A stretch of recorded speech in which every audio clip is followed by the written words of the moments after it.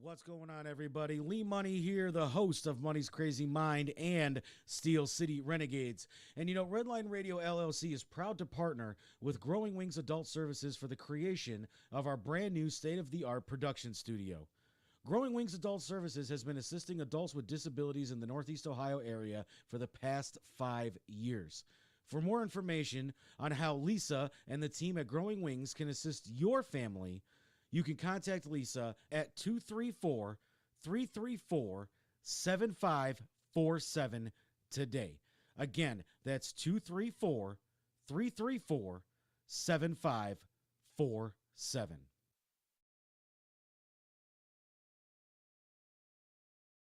What's going on, everybody? Lee Money here from Money's Crazy Mind. And I don't know about you guys, but I know that sometimes after my trash has been picked up, man, does my garbage can smell like, well, trash. Well, if you have the same problem that I'm having, then you can reach out to Fitz's Trash Bin Cleaning LLC. They offer trash can cleaning and pressure washing. Fitz's Trash Bin Cleaning is locally owned, eco-friendly trash can cleaning service in Northwest Ohio, serving North Ridgeville and the surrounding areas. You can reach Fitz's Trash Bin Cleaning LLC at 440-752-1533 or at their website, ftbcusa.com, or you can email Brandon at ftbcusa.com, or you can check them out on Facebook, FTBCUSA. And of course, if you mention Redline Radio while you book a service, you receive 10% off the first service. That's an awesome deal. And don't forget to reach out to Fitz's Trash Bin Cleaning Service LLC today. What's up, y'all? It's your girl Jess from She Vibes, and Detroit Auto Parts is the official parts store of Redline Radio. They have 2 convenient locations on the east side, East 200th Street. You'll call 216-531-7373, or the west side, Pearl Road, at 216-398-7373. Mention Redline Radio and receive 10% off your purchase. And always remember, it's definitely a vibe.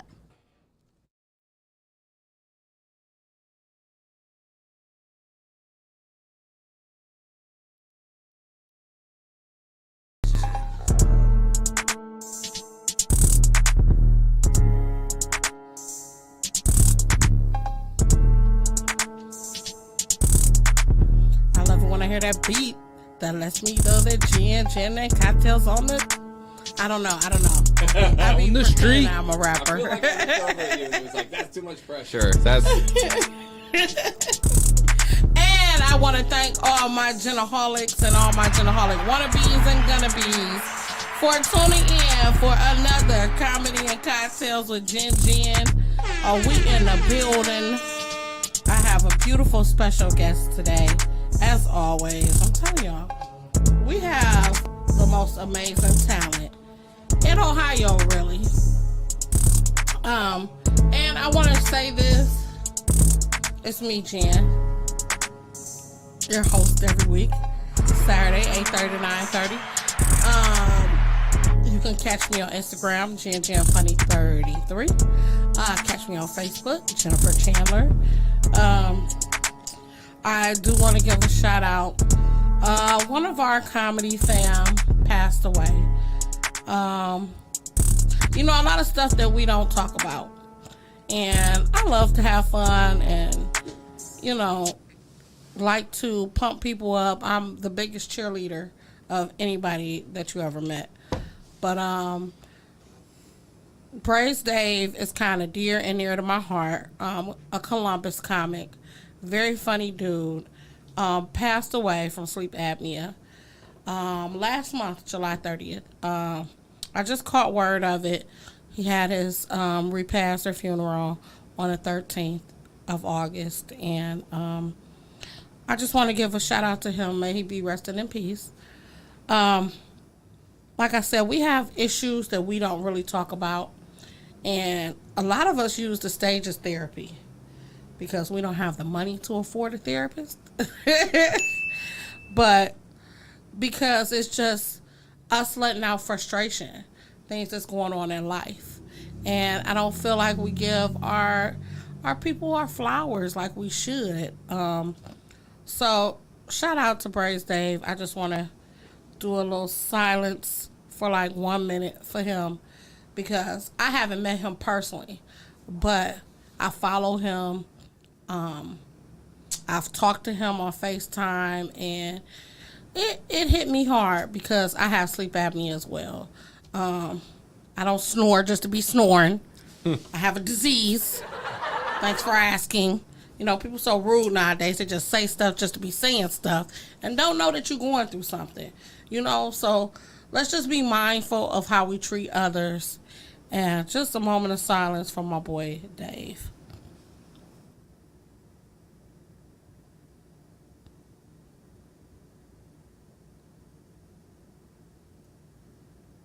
All right, that might have been not longer than a minute. But I don't want to take light away from our guest today. I have Patrick Madison in the studio with me. And I met Patrick at Sequoia like last year. Oh, it's a couple years ago now. Oh, right? Yeah. Well, wow. I mean, it would be like 2 years ago, probably. About 2 years ago. Yeah. And I'm like, oh, this white boy about to come in this room with all these black folks and Africans at that. And blew the stage up. So funny. So down to earth. So just him. You know, he don't make any qualms about who he is. I love that he's just straightforward. He thinks about things, but he's funny as hell. So I'm going to let him introduce himself. You guys, give it up for Patrick Madison. Oh, shucks. I feel like you were doing a good job. I appreciate the praise. I need some of that sometimes. Get some of that good old praise. I like to. You were doing a great job at introducing me. Crackpots oh, and everything. Shush. Tell us everything. Because I haven't seen you in a while. Booked and busy. I'm telling you, we've been booked and busy. I mean, I'm trying to be, I guess. You know, it's summertime. It's a little slow these days, but I don't know. Yeah, I'm Patrick Madison, and yeah, I'm Tell an us your Akron social comic. media. Oh, you can find me on Instagram at Patrick Madison Jokes, and then Patrick Madison on Facebook. And I'm trying to put like videos up lately. I'm trying to be more active on it. So hopefully, if you follow me on my Instagram channel or my Facebook channel, I'm trying to share videos to both of them. So trying to get like one out a week right now. Right. Which, I don't know. Got to keep yourself accountable. It's hard to stay busy, I think, on social media. These people put out videos. It's easy to sleep on social 5 media. to 6 a day. Yeah. I don't know how they do it. That's a lot. It is. That's a lot. And they pumping them out. And I'm just like, I made one this week. Right. One good one, though, you know. So what would you say is the difference between maybe doing skits on social media and doing stand-up? Oh, I mean, I think there's a big difference. Like, I wouldn't even think of them as, like, the same thing at all. Besides, you know, the point is to make people to laugh. Mm-hmm. In the same way that, like, I don't know, a lecture is meant to teach. I don't know. It's just like, social media, or skits on social media is just a different kind of writing. And I don't know. It's not something that I really do. So I don't know too much about it. But, I mean, it's definitely different from stand-up. In the sense that, do you find it difficult to transition over? I mean, I haven't done like skits on social media, so. But I mean, to me, the idea of it seems like it would be difficult. I don't know. Cause for me, it's. Have you done skits? I love being in skits. Yeah. Me and D Hawk does. We did a lot of skits together. We still do. It's just that he does skits more than I do. Okay. And I don't know. It's hard for me to wreck my brain and try to think about a skit. I don't know why it's so hard than me just sitting down and like writing a set. Yeah, it's different. You're involving other people. And there's a different kind of planning and a different kind of accuracy, I think, that has to go into the writing. With social media, just to be clear, like the way I'm active on social media is just like basically taking clips of my stand-up and putting those on there. That's all I really do. Or make like stupid comments about food or something probably too.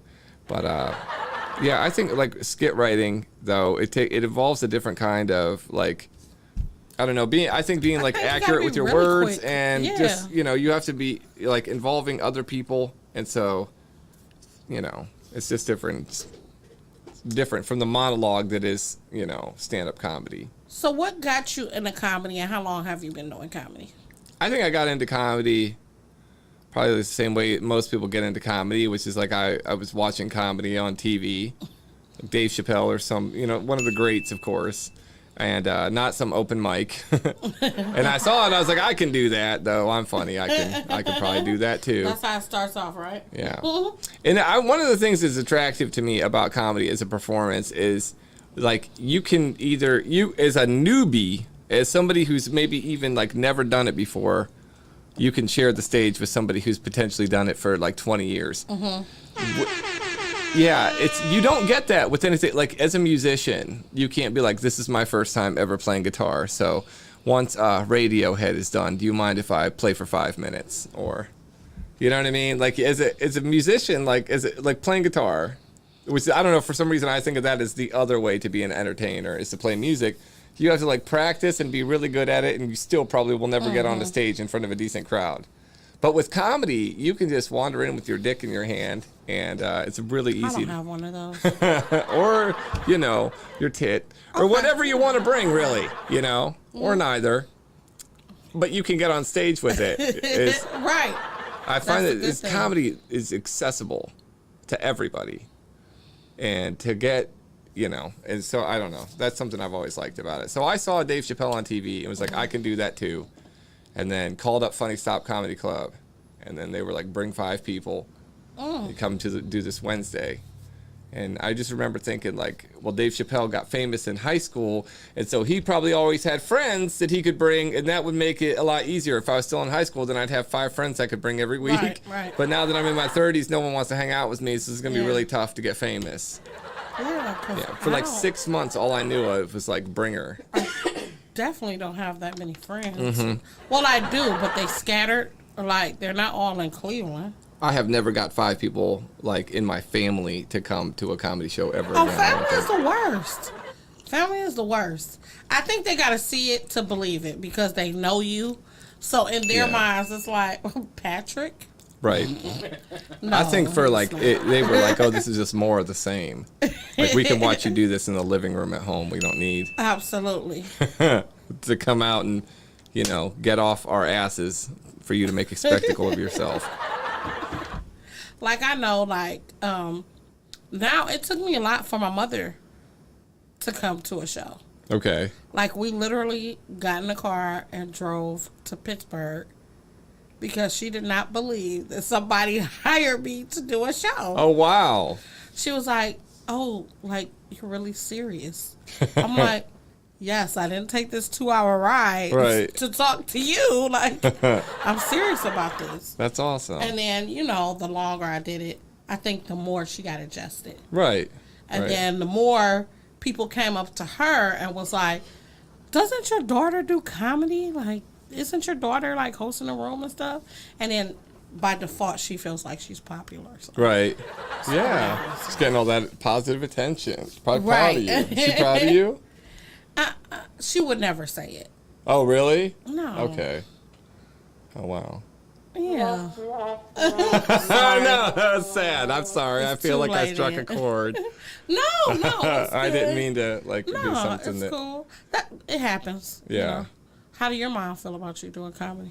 She feels basically, if I'm happy with it, she's happy. Is basically it. That's tough. I have a hard time impressing my mom too. Like Really? But she'll speak on things. I think, or if she's like proud or upset by something. But I don't know. She's not like doing backflips over it either. She's just like, whatever, if that's what you like. So, do you remember your first time doing stand up? Oh yeah, vividly. Vividly. So tell us about that experience. My parents came because I called Funny Stop, and they were like, you got to bring 5 people. I didn't know what a bringer club was. I had no experience with stand-up comedy whatsoever. So you don't know the terms and stuff, yeah. So I got my mom and my dad, and I got my brother and his girlfriend and shit, and I piled them all in the car. And I had them meet me down at Funny Stop, and my mom was like so nervous, she kept going to the bathroom. She went to the bathroom like 4 times before I went on stage. They were calling me on stage. Yeah, she got so nervous for me. I don't know why. Cause you're her I know. It's adorable. I'm the firstborn and everything. She loves me the most. Aw. So, Do you know that for a fact? I mean, she used to. She probably does again. I don't know. How many been a brothers while. and sisters do you have? I have one sister. I have two brothers, but they're both dead. Oh, So, yeah, I'm sorry to hear that. it's all right. You didn't know. Were they older? No, they're younger. One died when he was 25, and the other died when he was 30. Yeah, it's tragic. Oh, wow. Wah, Sorry. wah, wah. Right, what happened to that part? I usually Okay, don't do it so for that. let me lighten it up a bit. Yeah, no Sorry. shit. And we're going to do our first icebreaker of the night. Patrick, I live for this, okay? Let's hear the Like, icebreaker. really, if I can be like a game show host or something, You are in the zone, if I would don't mind saying so. really do it. You are in vibing with this shit. This seems to be becoming very natural to you. So our first game, I had a game called Sitcom Reboot, where I took some of the old sitcoms, gave you... told what success looks like. Oh, I don't know what the... I think he's I am practicing. He's got some new. Okay. But I took sitcoms that, you know, how they are redoing a lot of shows and stuff, like Bel Air with Will Smith. And, Okay. you know, so I would do a synopsis and people had to tell me what's the show and give me the theme song. Well, we're going to do the movie version today. Okay. Hopefully. Yes. I'm your host, Jen Jen. This is Movie Reboot with our special guest, Patrick Madison.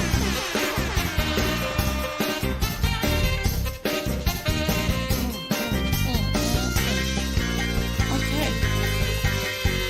This first one is a reboot.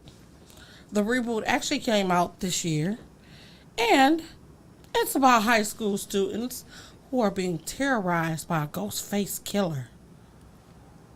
Okay. Am I supposed to guess what the movie is? Yes.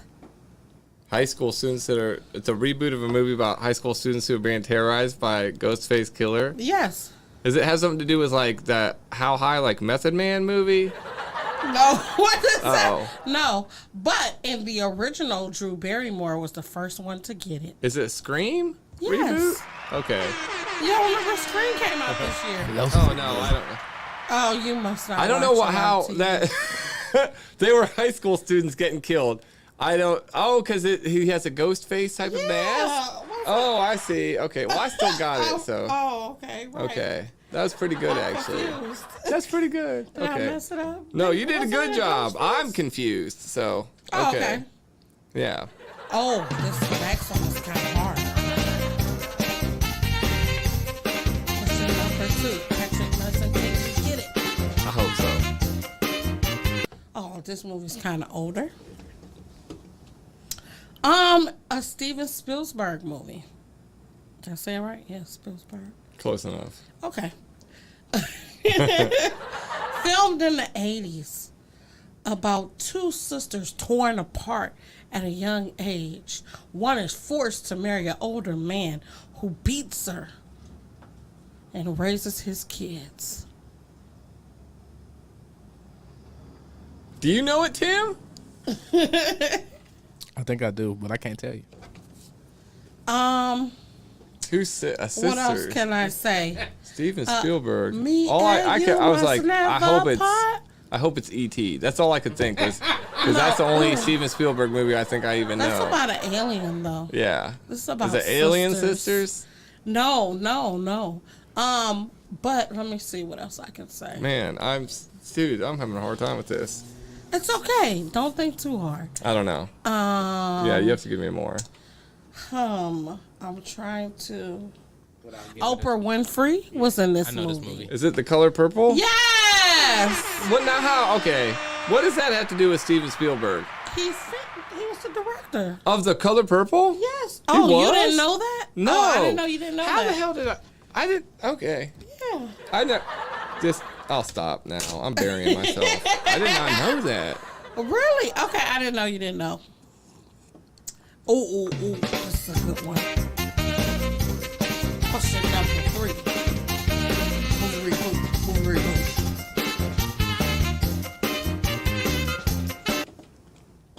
Oh, this was about a game who came to life to terrorize a town. The old version had the most famous comedian. It's Jumanji, right? Yeah. Okay. Oh, look at you redeeming yourself. That's what I'm talking about. Oh, how am I going to say this one? You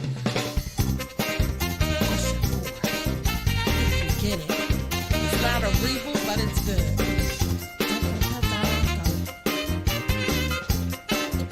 Oh, this movie was about a huge family who happened to leave one of their children during Christmas time. And some robbers. Yeah. Home Alone. Yes! Yeah. Come on! See? Not that bad. Not that bad. This is like go to music.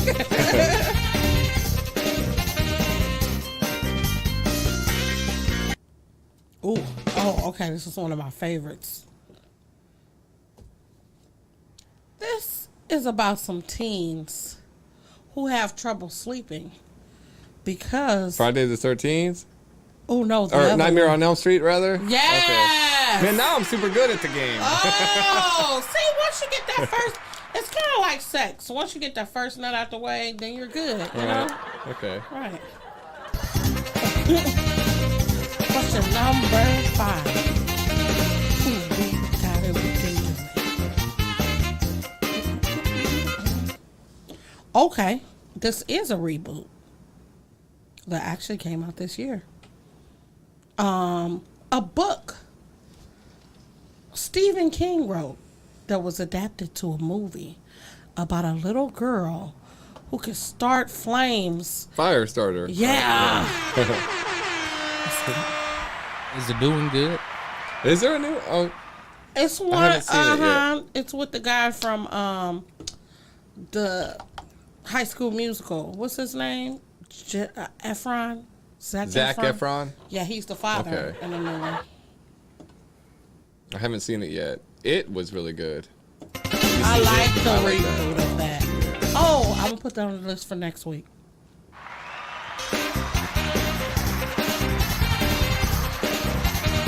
Question number 6. Oh, this might be a little bit harder. Okay.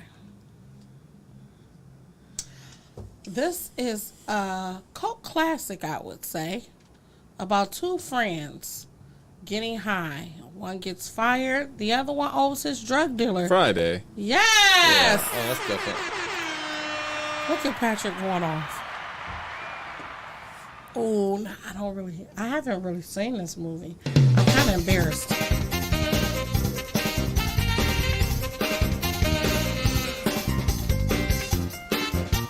Okay, they did a reboot of this year. Oh, okay. About some guys in the Air Force. Oh, Top Gun. Very good buddies. Top Gun. Yeah. Oh, shoot. One thing does about all over here. Woo. Oh, Patrick, you did that. Okay, no. I have one more, but I don't know how to explain it. I got two more, actually.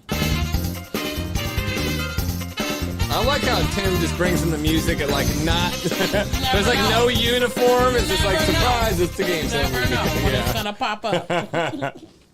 That's Tim in the back, our producer, aka Timbuktu, the man behind the scenes, the man behind the music, the man behind the sound. Okay. I'll say this is a cult classic. Oh, I'm gonna switch it up. This is about neighbors that grow up next door, end up falling in love with each other for the love of this game.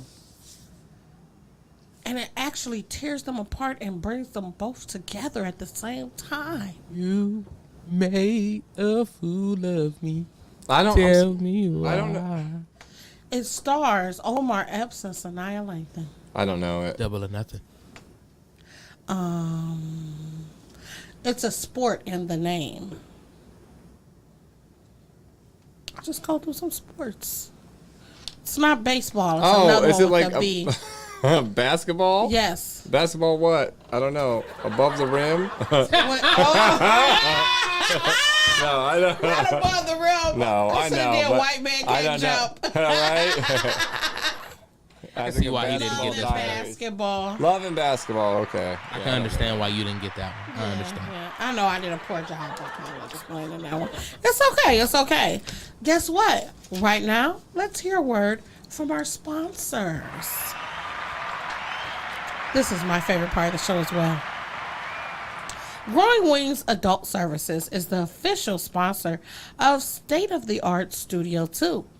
Growing Wings Adult Services has 5 years of experience of taking care of adults with disabilities. For more information, call Lisa at 234-334-7547. Incredible Keepsake. Call 440-242-9648 or go to their website at www.incrediblekeepsake.com. As Diane would say, cherish the moments that are made to last forever. And let's not forget Wiggins Construction and Home Improvement. Bathrooms, kitchens, windows, door sliding, and much more. Call Will today at 440-731-7654. Tell them Redline Radio sent you. Now, I need to give my mother that number because she always trying to get some random people to fix her house. Right. And it just never turned out right. Right. Like, she got a gate like 2 weeks ago, and it rained real hard the other day, and the gate fell. Like, how sad is that? Okay. So, Patrick, let us know about your upcoming events. Oh, I'm going out to, I don't know if I have any fans in Colorado yet, but I will be out in Colorado Springs on August 31st. Oh, that's dope. That's my birthday. Is it? Oh, it's Tim's birthday. Celebrating Tim's birthday out Who there. birthday? It's Tim's birthday. We got the Hey. birthday cup. Yeah, we got the Oh, birthday wait. cups. Colorado. Marijuana's legal there, right? Yeah. Yeah, the so I think best stuff. psilocybin is too. Mushrooms? I'm gonna check Is that that what out. they I should have call Googled it? it. Oh, Yeah. that's Well, the that's what the clinical term active. for it. Yeah, that's the active ingredient in mushroom psilocybin. Oh. Magic mushrooms. So they're super liberal in Colorado with that kind of stuff. So I wish I'd have got tickets to stay longer. I didn't even think about it at the time. We just got round trip there and back. I should have stayed for the weekend. Oh, wow. So, after Colorado, do you have anything coming up? What is going on? You're I don't gonna be know. on some podcasts, I mean, you'll be able to aren't catch you? it. Yeah, I'll be on Lex Vegas's podcast on Thursday, September 1st. You can always find me at like Crackpots Comedy Club. I'm usually hanging out there. So, what days are you usually there? What's their Thursdays. open mic? Then? Thursdays is the open mic. Okay. And then we've been doing open mics on Sunday too. So Thursdays and Sundays you can catch me there, and I'm, so you should come by for the open mic for real. Come by on Thursdays, you guys. It's a good time. There's always a good crowd. Okay. There's always a good crowd. I can come when I'm not doing silks. Yeah. Since, we're going to Right. every other week. That would be Yeah. awesome. Because I've only been out there twice now. Yeah. It's always a good time. That's always a good That's time. dope. I've been running the Thursdays, so. Or I've been. Oh, you've been running? Let's go. Well, yeah, you've been putting me to work, is what it is, but. Okay. But I guess you get to meet so many people too, right? Yeah, it's fun, man. There's a lot, the kids down in Massillon, a lot of the people that go are brand new comics. And so they're like wet behind the ears. There's a whole new like little scene of comics growing down there. So it's nice to get to hang out with people who aren't at all jaded by the scene. It's cool. It's a good time. And I don't know about you, but sometimes I feel like comedy is so underrated. Just for the fact that a lot of people think that they can do it. Oh, for sure they do. Yeah. That's what a little bit of what I was talking about earlier is that like, you have so many people in comedy who, show up. I don't know. They look, a lot of people look at the stage and go, "Oh, I can do what you're doing." Right, because you're especially doing if you're good at it, you make it look effortless. Right, People go, "Is that the first right. time?" He was just making stuff up, and he's so good at just coming up with stuff on the spot. And usually that's like scripted stuff, but it looks like something you're doing for the first time if you're doing it well. And then even when you do crowd work, sometimes it's just those jokes that you have in the back of your head that you're like, okay, well, this person is a heckler. We can tell this the drunk person, so we know exactly what to say, you know? Right. A lot of people have, like, plans for crowd work. A lot of times when I see people do crowd work who like to do crowd work, they say the same thing. You know, they just make the audience, they just find the right people in the audience to make their crowd work jokes work is all they're, and they're really good at leading people, you know, you lead them towards what you want them to say. Yeah, right. Like open-ended questions or something like that. Yeah. Right. You ask something specific, like you give them like two options. You know, do you like to go high or do you like to go low? You know, and get them to force them into saying what you want them to say. That's dope. Little rim shot there. For that one. Oh, I got a little bonus. What would you call your comedy style? Oh, I don't know. Like observational, maybe a little bit of confessional, I guess. Like, I don't know. I try to, you know, I try to take. I'm honest, but I'm like, I would say that I don't know. Everything. I'm realistic about what I talk about. Relatable shit. I don't know. I don't know. I never really like thought about that too much. I understand. Like what I would call it, really. Right. But, yeah. You don't want to put your comedy in a box. Sure. It's got to be marketable, though. You should have, you know, good answers for these questions because you got to be able to like sell yourself to people. So do you have any boundaries with your comedy? I don't know. I mean, not necessarily, not anything like in particular that I've thought of. Just, I mean, you know, that isn't like, I guess you would call it like a social norm, like not. But not really, though. I mean, I think anything is funny is worth going after. So, do you have any boundaries with, like, your fans? What do you mean by that? Like, I know I always have people asking me when I'm just being regular. Oh, tell me a joke. No. Oh, sure. I have free shows all the time. You Right. come to a show. Right. I'm relaxing right now. So Right. for me, that's my boundary. Okay. On my downtime, please don't ask me to tell jokes. Right. I'm funny naturally, I feel. So Right. that's your jokes. Well, sure. Sure. Yeah, I get that. You know. I get that. I don't think people understand the preparation that it takes. Like, Right. this is really something that we don't just go up there and freestyle. You Right. might. You might. No, but Sometimes. yeah. You actually work at something. I was also told, and this is funny to me because I don't know how you feel about it. I feel like this. Nobody's really seen me. So I'm going to tell the same jokes I've been telling for years. Of course, I'm going to put something new to it every now and again, but I have my set jokes. If you know my jokes, then that means you know what's signature to me. Right.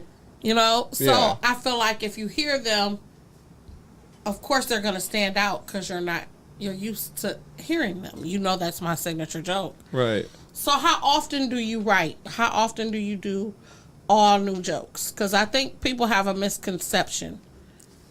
Oh man, I don't know. Not nearly as much as I should. I'll tell you that much. I have like terrible writing disciplines.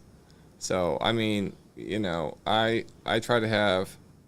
God, I try to have at least one new joke a week. Like I do not write nearly enough as I should. That's so lazy, dude.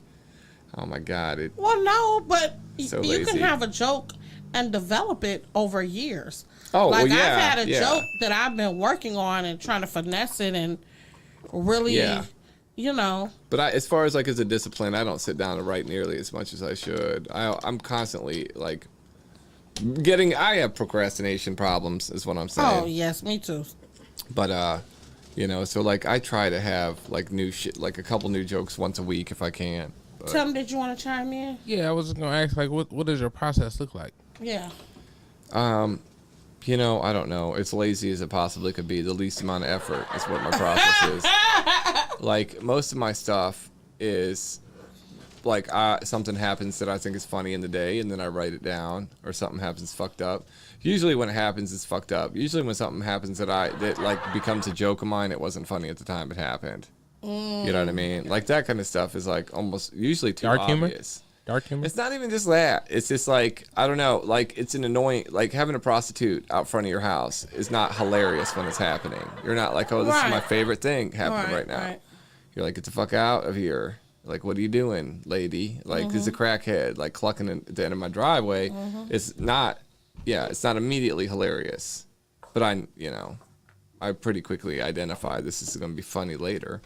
Actually, it took me like 6 months before I ever even mentioned that shit on stage, which was like kind of a shame on me. Like, how could I let that go for that long? But yeah, and that's just an example of what I mean by that. But that's why I started doing writing sections, because I had to learn that what I think is funny might not be funny to other people. Right. And some of the things that I would say that would be normal. See, would be hilarious to somebody, and I'd be like, wait, See, I tend to disagree with that, though, what you just said, that some things that you think are funny are not funny to other people. I think that everything is funny to almost everybody if you can explain it properly. I think that's the problem. Facts. He just jewels. Like, just sprinkle something on us it's real so quick. obvious, though. Like, and it's like, okay, like, if I heard another comic talking about this. So this is not 100%. I'm not trying to take credit for this idea necessarily, but okay, like, if you think something is funny, is what he said, then it's already funny. You know what I mean? If you're laughing at something, then it's already funny.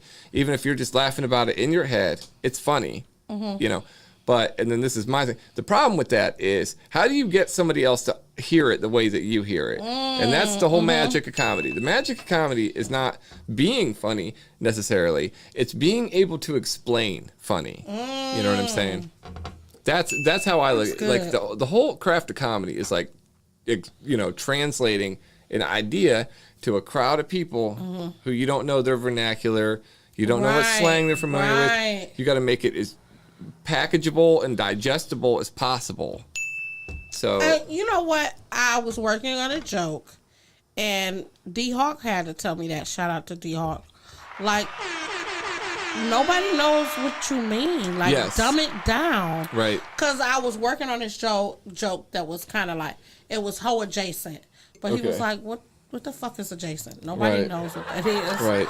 Say whole tendencies or whole related. Some people can relate to that. They know what that means. So you saying whole adjacent is no. It's not slang, working. I was I like, feel like, duh.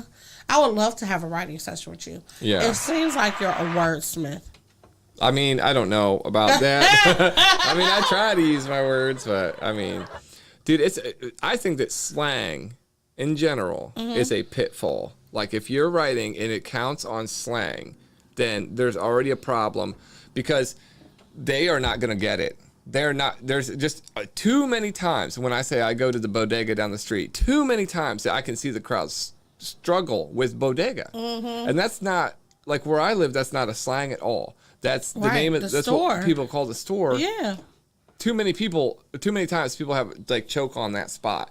And then you can see when people don't understand, you can see that you lose them, and they turn and face each other and go, what is he talking about? Or what does he mean? And by the time they catch up, they're like a whole sentence or two behind. And now, like, the whole thing is dragging.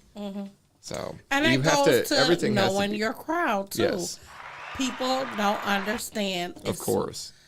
To me, comedy is 25, or being funny is 25% of it. Right.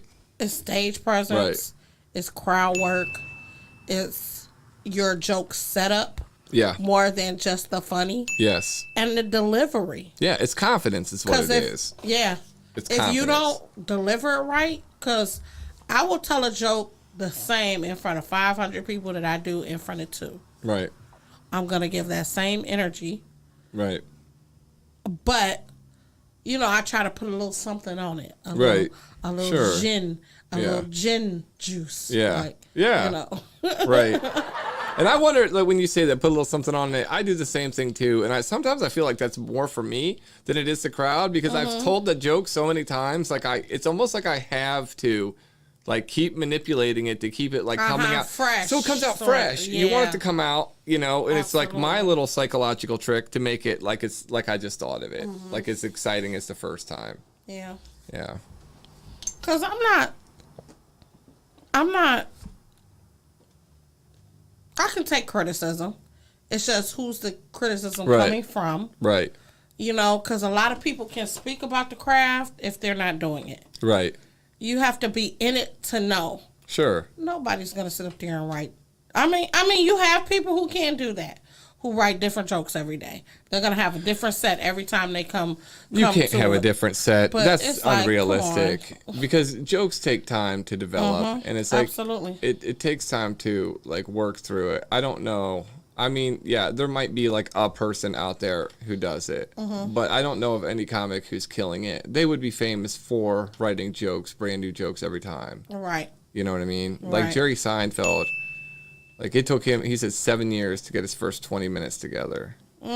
So, because it's constantly being rewritten. Yeah, absolutely. You bring in new jokes, and at the time, when I heard that when I was new, it freaked me out. But then, like, when I was, like, 4 years into it, and I still was only, like, really happy with, like, 11 minutes of time, I was like, oh, shit, I get it. And it feels good to have something in common with Jerry Seinfeld, I'll tell you that much. That's what I tell myself. I definitely try to do that first. I tried to. I wanted to bring a different set every time, just because I thought, I guess because I was hearing it, I felt like everybody else was hearing the same jokes. Right. And They're it not, though. Right, and then it also wasn't until I actually heard somebody request a joke that was like, oh, I thought you was gonna do this one joke because I've heard you say it before. That made me like understand like the true meaning of like a set. People look forward to some jokes. Like And a there's signature joke. Yeah, there's some movies that you still will watch and be in tune with, but know every line, know what's about to happen. Dude. So I guess I feel like comedy is similar for some people. I guess because I appreciate comedy so much and I can watch it and listen to it in a vast, like, I feel like, I assume that I need to be fresh every time. Right. But to be fair, people, you should have new material every time, like at least once a week for an open mic, and constantly be writing new shit. 'Cause it's really easy to find 5 minutes or 10 minutes or 15 minutes or whatever you're doing routinely of material, and just like fall into a comfort zone where you're like, oh, I got a funny set. Right. I don't need to do shit now. I put it together. I've done the work. Now I'm just going to sit here and ride these laughs. Because it's happened to me a lot where I've been at a mic and there's a good crowd, but it's supposed to be open mic. It's supposed to be do new material, but it's like I want these people to be impressed by me, so I go up there and I do my good shit, and I kill it. Hopefully, The point is though that like instead of getting my practice and trying some new shit out and getting some new shit in the rotation, I just go up there and do the good shit because I know it's gonna work, and so you got to keep. You have to be willing to sacrifice some open mics, man, to keep that good shit coming and keep that good writing moving. I think for me, it comes down to like I try something new in the beginning of the set, and then go to my signature or my killers, the ones that I know is gonna hit. But depending on how much time I got, if I only got like a couple minutes, then if I ain't never did this crowd before, I'm doing my regular. Right. Well, they say that you're supposed to. From the comedy books, never open with new shit because you want to establish yourself as funny. There's a certain point where if you can get the crowd on your side, like if you're doing like a weekend or if you're doing like a show, like feature in or something where you're actually doing like 20 minutes or something like that, but you got a real crowd in front of you, establish yourself as funny first. Open with a couple strong jokes. And so now once you get them to think you're funny, then it's hard to change their mind. That's why, like, in the middle of a show, you can, like, destroy a heckler. But in the beginning, you have to approach it a totally different way. Right. Like, if you come onto the stage and you're like, shut the fuck up, asshole, to somebody in the front, they'll be like, who are you to call that guy an asshole? But if you wait till you're, like, a couple minutes in and they like you, I mean, how do you think, like, Trump gets away with saying the crazy shit? Once they like him, they're not going to change their mind. Just because he gets raided by the FBI, doesn't mean they're going to stop liking it. It's that same mentality. I don't know why I have to draw parallels between Trump, but I'm just saying, like, it's like you got to once you establish yourself, then start trying the new shit. And if it doesn't work, you're like, well, oh well. And they don't feel like they're getting screwed over. And I hate that stigma because a rapper or a singer can sing the same song for 2 years and nobody complains. But a comic do a joke over again, it's hell to be paid. Like, no. Well, I have another game for us. Okay, let's go. This is one of our newer games called Whose Lyrics Are They? Okay. Very simple. I'm going to read some lyrics to a song, and you give me the artist and the song. These range from all decades, all different genres. Let's see how good you are, Patrick Madison. Whose lyrics are they?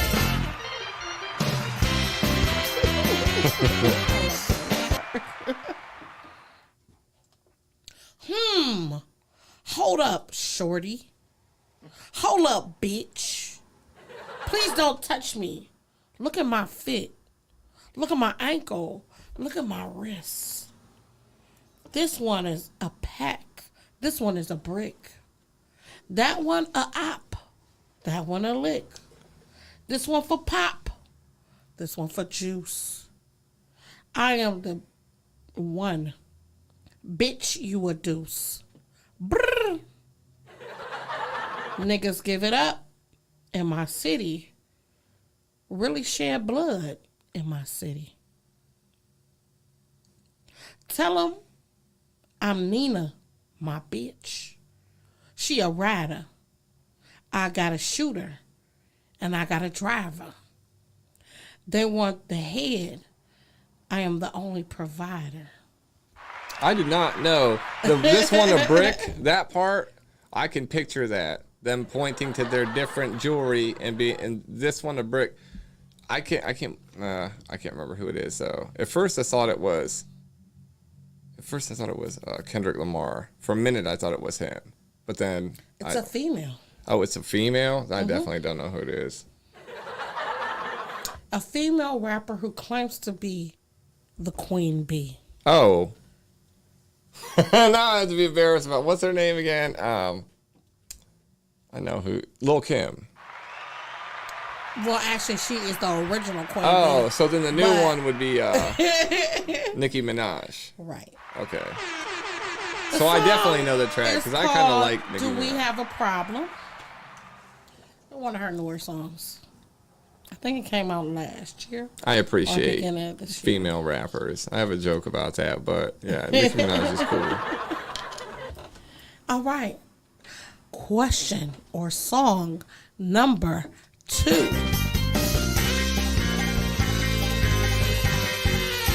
Whose lyrics are they?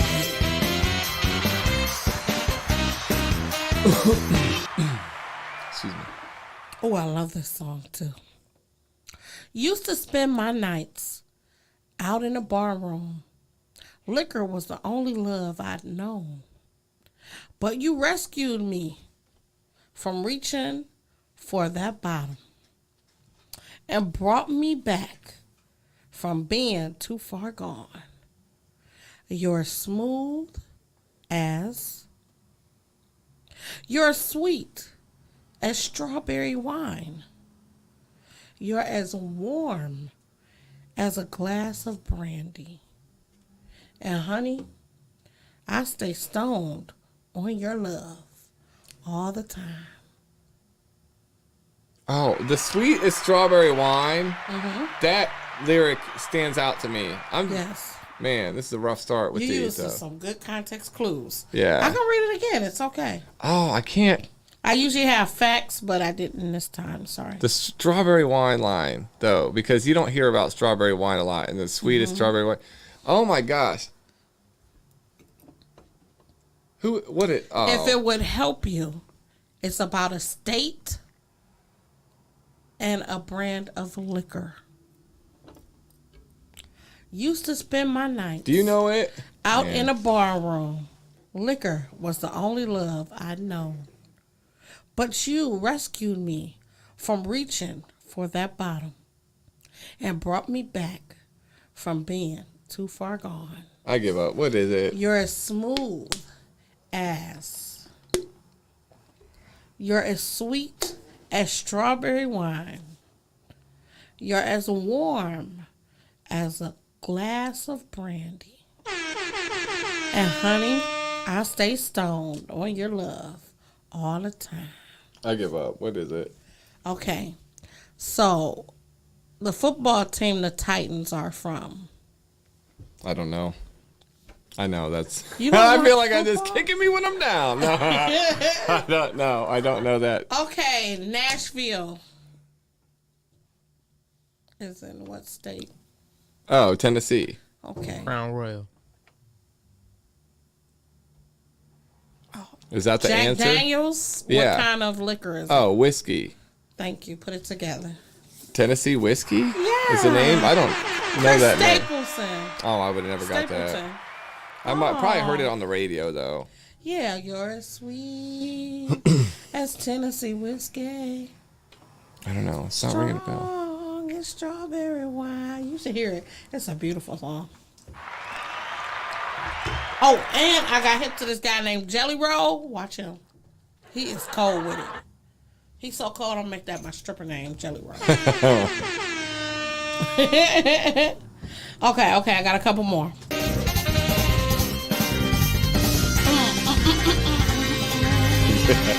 Whose lyrics are they?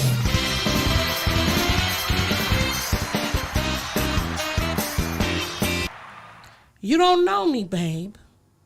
When you hold me, you kiss me softly. It's the sweetest thing. And it don't change. If I had it my way, you would know that you are the coffee that I need in the morning. You're the sunshine in the rain when it's pouring. Won't you give yourself to me? I just want to see how beautiful you are. You know that I see it. I know you're a star. You're where you go, I follow, no matter how far. If life was a movie, you'd be.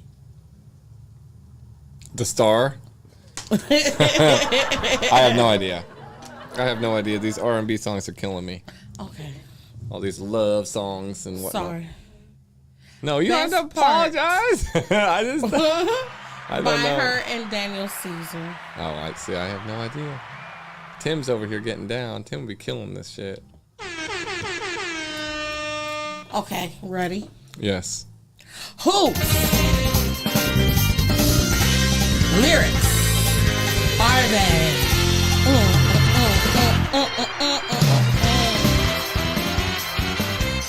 I used some new ones and some old ones from some old questions. So, okay, let's see. I got some Seagrams.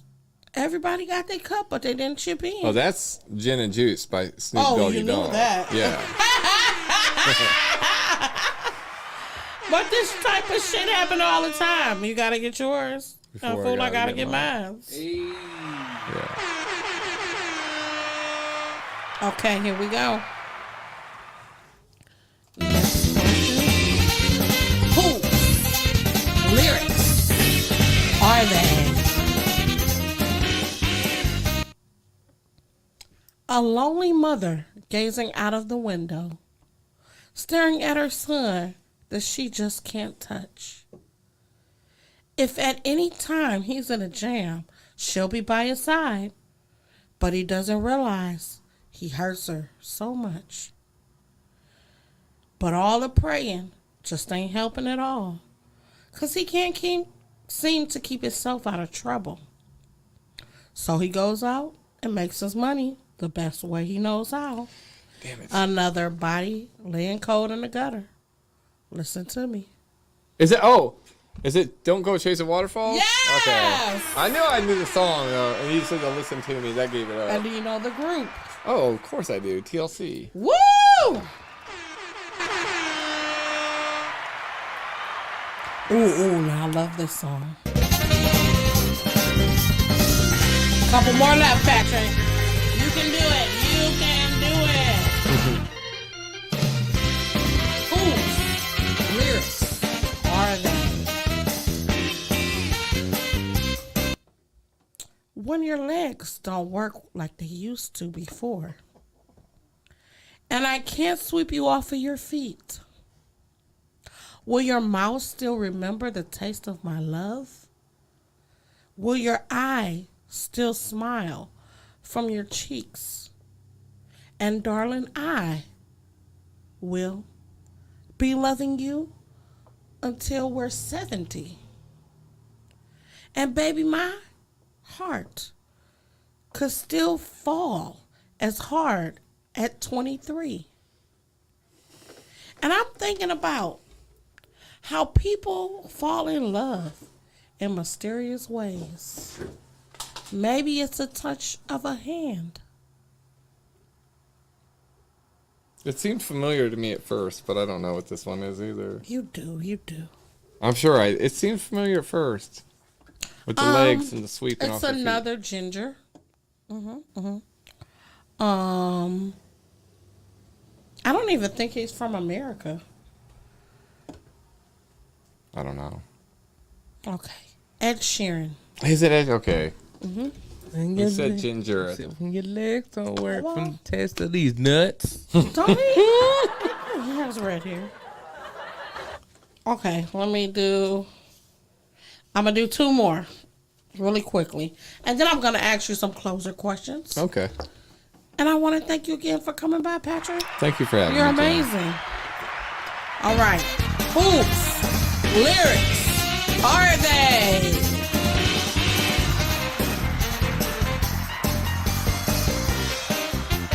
All right, stop.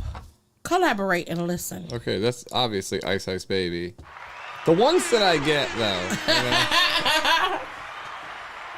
By Vanilla Ice. I have some facts about him, okay. So that was off the album Play That Funky Music, which came out on August 22nd of 1990. He was the first hip-hop single to top the Billboard 100. Ain't that crazy? That was all. Play That Funky Music was another single. That was. I didn't think that was the name of that album. It was? Mm-mm. What was the name of his 1990 album then? Play That Funky Music. I think that's right.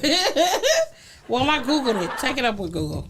Yeah, that was. Okay, maybe. All right. Our last question for tonight. I thought it was something like Too Extreme or something like that. It might have been a second album. That might have been a second.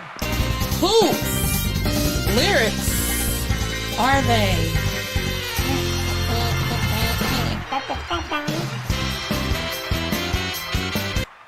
This is my song too. We've seen our share of ups and downs. Oh, how quickly life can turn around in an instant. It feels so good to reunite within yourself and within your mind. Let's find peace there. Because when you're with me, I'm free. I'm careless. I believe. Above all the others will fly. This brings tears to my eyes. I feel like I get lost and then I'm just like helpless. some of the lyrics sound familiar, but I don't know what the name of it is. Okay. I'm going to read it one more time. Because I feel like you can do this. We've seen our shares and ups and downs. Oh, how quickly life can turn around in an instant. It feels so good to reunite within yourself and within your mind. Let's find peace there. Because when you are with me, I'm free. I'm careless. I believe. Above all the others will fly. This brings tears to my eyes. I still don't know. My Sacrifice by Creed. By Creed? My sacrifice. Oh my gosh. Never would have got that in a million years. Aww. You could have said my sacrifice, and I'd have been like, I've never heard it. But I have heard that song. All right. I love that song. I used to do it all the time for karaoke. So, to wrap up, Patrick, in this game of comedy, what would be your legacy? What would you want your 5 years, or where do you want to be in 5 years as far as comedy goes? You know, I don't know. I want to be in the game still. You know, hopefully, you know, doing some of the clubs and traveling some more. Mm-hmm. But I mean, I still want to be in stand-up. Just, you know, getting booked. Hopefully getting paid. Getting paid to do stand-up is where I want to be in 5 years. Time to get paid. Time to get paid. Y'all hear that? Paid. Paid. Well, thank you so much. Thank you, Jen. For being on the show. You've been so awesome. Thank you for having me. You played all my games with me. Don't forget, you guys, Thursday, I'll be at Silk's hosting. Come through if you know anybody that's talented, that has a talent. Have them DM me. We are doing this every other week, y'all. It's a nice spot. It's live stream. We have so much fun. Drink specials, $5 1800, $5 Hennessy. Come on, y'all. Don't miss this opportunity, y'all. I appreciate y'all. Thank y'all for tuning in, and we'll see you next Saturday for Comedy and Cocktails with Chin Chin. Peace.